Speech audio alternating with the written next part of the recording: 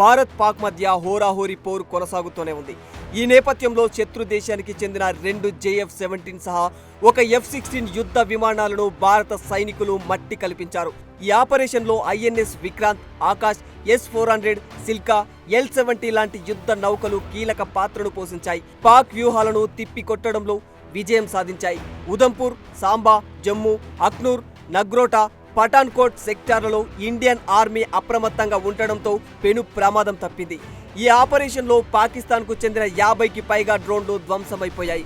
అంతేకాకుండా పాక్కు సంబంధించిన 8 క్షిపణులు, యుద్ధ విమానాలను ధ్వంసం చేసింది ఇండియన్ వైమానిక దళం. ఈ యుద్ధంలో పాక్ కుట్రను తిప్పికొట్టడంలో కీలక పాత్ర పోషించిన యుద్ధ విమానాల గురించి ఇప్పుడు మనం తెలుసుకునే ప్రయత్నం చేద్దాం. ముందుగా INS విక్రాంత్. ఇది సముద్రంలో ఉండే యుద్ధ నౌక. విమానాలను, క్షిపణులను, యుద్ధ సామాగ్రిని తనలో భద్రపరుచుకునేందుకు దోహదపడుతుంది. సముద్ర తీరం నుంచి శత్రుదేశం దాడులకు పాల్పడితే యుద్ధానికి అనుకూలమైన వాతావరణాన్ని ఇండియన్ ఆర్మీకి కల్పించడంలో కీలక పాత్ర పోషిస్తుంది ఈ INS విక్రాంత్. ఆకాశ్ అంటే ఇది ఒక క్షిపణి వ్యవస్థ. పాకిస్తాన్కు సంబంధించిన డ్రోన్లు, క్షిపణులను ట్రాక్ చేసి వాటిని ధ్వంసం చేస్తుంది. దీనిని స్వదేశీ టెక్నాలజీని ఉపయోగించి DRDO రూపొందించింది. వైమానిక రంగానికి ఇది వెన్నుముక లాంటిదని చెప్పుకోవచ్చు. సైన్యం ఏర్పాటు చేసిన లక్ష్యాలను సునాయాసంగా ఛేదించేందుకు ఉపయోగపడుతుంది. పాకిస్తాన్కు చెందిన JF-17 అనే జెట్ను దెబ్బకు నేల కూల్చిందంటే దీని సత్తా ఎంతటిదో మీరు అర్థం చేసుకోవచ్చు. ఇక S-400 విషయానికి వస్తే పాకిస్తాన్ రాకెట్లపై దాడి చేసేందుకు ఏర్పాటు చేసుకున్న ఆధునిక యుద్ధ నౌక ఇది. గురువారం రాత్రి పాక్ ప్రయోగించిన 8 క్షిపణులను గాల్లోనే ధ్వంసం చేసి తన సత్తాను చాటుకుంది. జమ్మూ కాశ్మీర్ వైమానిక స్థావరాలపై దృష్టి పెట్టిన పాక్ కుట్రలను సకాలంలో ఛేదించగలిగింది. భారత రక్షణ రంగం S-400 వైమానిక నౌకను కలిగి ఉండటం వల్ల పెను ప్రమాదమే తప్పిందని చెప్పుకోవచ్చు.